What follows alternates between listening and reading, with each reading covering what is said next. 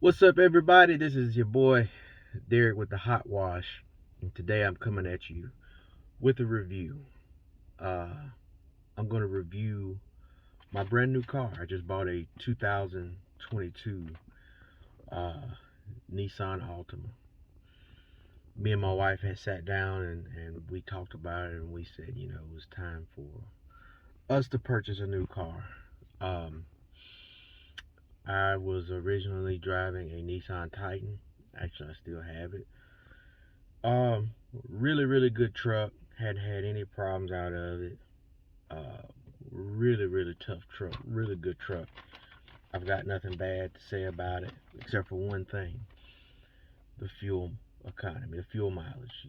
It gets terrible gas mileage, and on a good day on the highway, I'll get about 17, 18 miles to the gallon. That's on a good day. Um, so we decided to get another vehicle, and I went with Nissan because I'm a fan of Nissan. I'm a pretty big fan of Nissan. I like Nissan. I've had four of them. No real problems out of Nissan except and most people who own Nissan, they know what I'm gonna say, and that's the CVT. We bought the Pathfinder, the 2014 Pathfinder, and it's got the CVT, and we hadn't had any failures out of it. It just has that weird jerking thing. And if you, like I said, if you've owned a Nissan with the CVT, especially the Pathfinder, then you know what I'm talking about. But other than that, we hadn't had any real problems out of the Nissans. I thought about buying the Accord, but I just don't know if I like the look of the Accord. You know, good car. From those that I know that have it. But as far as the look, I'm just not keen on the look, and you want to buy a car that you like. So I went with the Altima, and I've had it for a little over a week, and so far I like it. I mean, it is brand new, so but it's a pretty nice vehicle. Um, I was able to get it for a little under the MSRP. Um, um, the trim I got was the SR with the VC turbo, and this car is actually deceptively quick. It's got I think the VC is like a variable compression. I'm not a mechanic, so I don't know the ins and outs of the engine. I just know that Nissan made it, and they've had it in the Infinities for a while. But anyway, the turbo does make this car deceptively quick. The gas mileage on it is very good. I think on the highway I was riding around 70 miles an hour, and on the highway at 70 miles an hour, I was getting right around 38, 40 miles to the gallon, give or take, which is not bad. A whole lot better than that Titan, I tell you. In the city, I was probably getting around between about 29 and about 31, 32 miles to the gallon, so that's not bad at all. um Car rides very well for a Nissan. The ride the ride is very well. You know Feels pretty good when you hit bumps and stuff like that. um it's The SR, I believe, falls just below the Platinum, maybe. I'm not sure. Um, Maybe not. I don't know if you guys make some comments about that. I'm not sure exactly where the SR sits as far in the trim level. I don't know if it's above the SV or right below the Platinum. I don't know. But anyway, um, it has these kind of combination. leather cloth, I guess you want to call it, seats. Um, they have what's called the zero gravity seats in here, which are very comfortable. That's one thing I noticed right off the bat when I got in, is how comfortable the seats are. I could sit in these seats if I decided to go on on a trip. If I'm gonna sit in this car, drive this car for more than an hour, 2 hours, um, I feel like it would be comfortable. It is a little weird getting in and out because the car sits kind of low to the ground, but I think that's a lot. A lot of that's because I was so used to driving my truck. So I guess over time I'll get over that, and I'll probably never really get over because I'll be, you know, one day I may drive my truck, another day I may drive this. Um, but anyway, that's not a big deal. This car does have Apple Play and Android. I have an Android, so no problems with that. I enjoy that. You know, it does have, I don't know what you call it, I can't remember the name of it, the driver assist. One thing I like, and I guess that's part of the driver assist, is while you're driving, if you kind of drift to the sides, maybe to the shoulder, you'll get this weird shake vibration from the steering wheel. It's kind of a buzz. And I guess that's, if you're falling asleep at the wheel or something and you start to drift, it'll buzz. Now, if you turn on your turning signal, it won't do it, which makes sense because if obviously I'm using my turning signal, obviously I'm not asleep. I'm well aware of what I'm doing. But if you don't use the turn signal, if you kind of drift to the left, to the right, if you start to drift to the other lane or kind of drift over to the shoulder, then the steering wheel will buzz. And I kind of like that. And also there's some lights that's on the door, and I'm going to show it to you.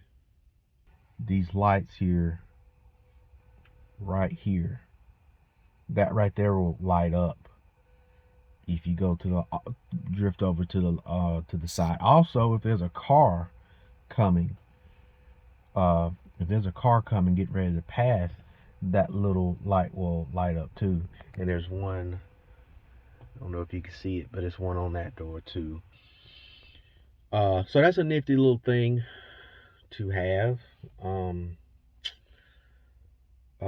Cruise control, of course. Um, it has like I said, I don't really know the name of it, but it has, the sensors in the back. If you're backing up, of course, most vehicles have the little beeping sound that when you back up, there's something behind you and it gets too close, it has that beeping sound. Well, here, the car will actually stop itself. So if you keep backing up and backing up, and for whatever reason, if you can't see, or if it's if it's not in your backup camera, and you keep backing up, backing up, backing up, the car will actually stop if there's something back there. So that's pretty neat. Um, like I said, as far as driving it, like I said, cars is deceptively quick, very quick. It's quicker than I expected. Um, as you're driving, you can punch, and it really got some get up and go.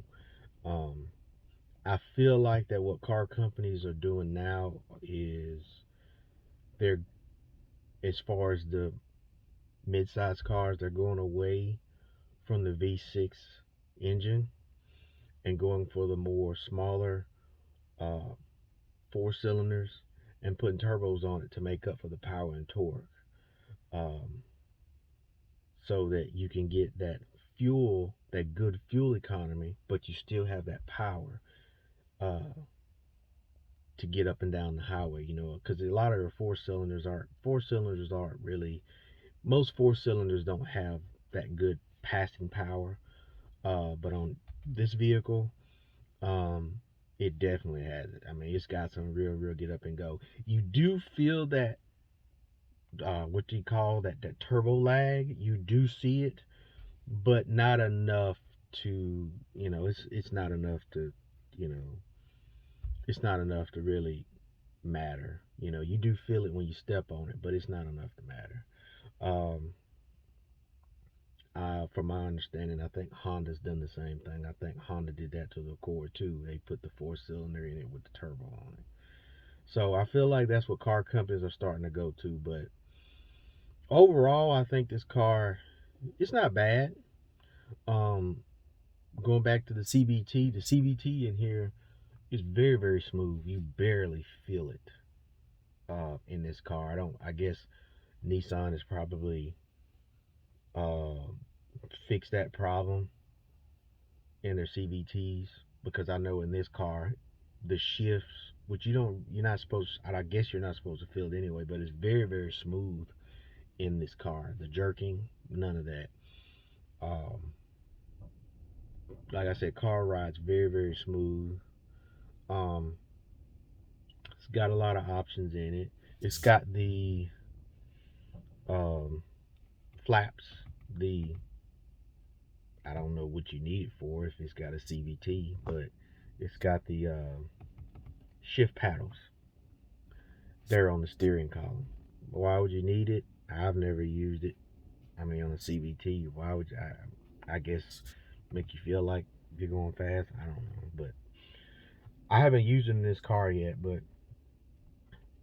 you know, has heated seats. Doesn't have the cooling seats, but I don't need that. It did come with a sunroof. Mm, I guess that's about it right now. Like I said, car rides very very well. Um, so far I've got no real complaints. You know, like I said, I've only had this car for a little over a week now, but I'll probably do another review in a couple months. Um, Maybe when I hit maybe 1,000 miles or so. But as of right now, I do recommend this car at least as an option if you're looking for a vehicle. I would I would recommend that you at least buy the I mean not buy this car, but at least test drive it and look at it. Like I said, I was leaning towards the the Honda, but the Honda just didn't really, it just didn't appeal to me. The look didn't appeal to me. I also considered buying the Toyota Camry, but you can't find them. You know, the Camry, you just can't find them. I know when I went looking before I bought this one, I went looking, and the only one they had was the Camry TRD. And the Camry TRD looks good, but the problem with the Camry TRD is, you know, they didn't have a lot of options. It's basically a base model. It's basically a base model Camry with the V6, but not a lot of options. You know, from it doesn't even have navigation in it. You know, and if I'm gonna pay, you know, 34, 35, $36,000 for a vehicle, you know, I at least want navigation in it. You know, um, no heated seats from my understanding, all that stuff. This car right here has way more options than the TRD. The only thing is the TRD just looks better, but and it's got a V6. But I didn't necessarily have to have a V6. It wasn't a priority of mine, especially with the amount of power that I can get out of this, the get up and go, you know, and the fuel economy. You can't beat it. But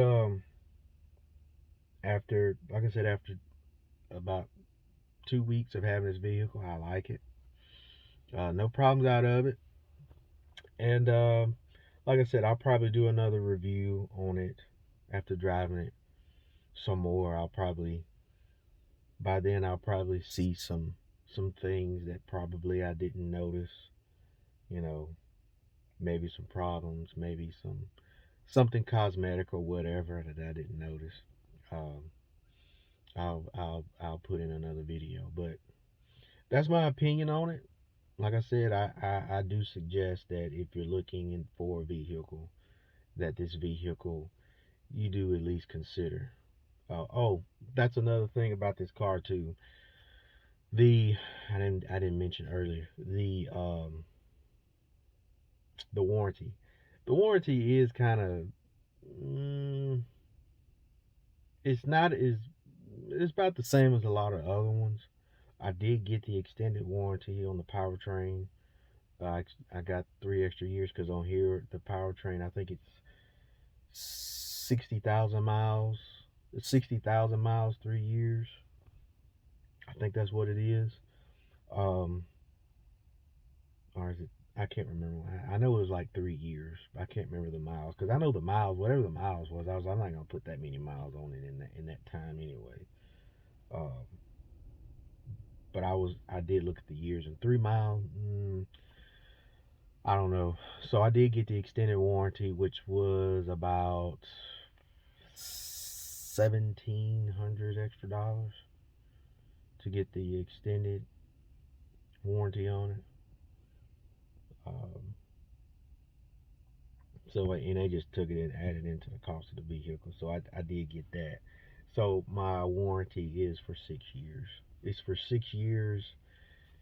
It's 6 years, and I think 80,000 or 90,000 miles. I think is what it is now. I can't remember. I don't remember. I honestly don't remember. I have to look back at it. But I know it's for. I know with the extended warranty, it brought it out to 6 years. The mileage, I can't remember because I'm probably not. Honestly, I'm not going to put 100,000 miles on this car in 6 years. I'm not going to put 30,000 miles on this car in 3 years. It, I didn't do that on my truck. So, because I'm a fireman, every third day or 10 days out of the month, this car is not going to move. So this car is not going to move for 24 hours, you know, 10 days out of the month. So, so I'm not going to put that many miles on this vehicle. I'm not going to put that many miles on this vehicle. But anyway, uh, if you guys got any questions, feel free to put it in the comments. Any suggestions on, maybe what I should do in it with it. If you don't like the car, hey, put it in the comments. If there's anything I need to look for, put it in the comments. If you disagree with me, hey, put it in the comments. I'm fine with that too. But yeah, that's about it. We'll holler at y'all later. Peace.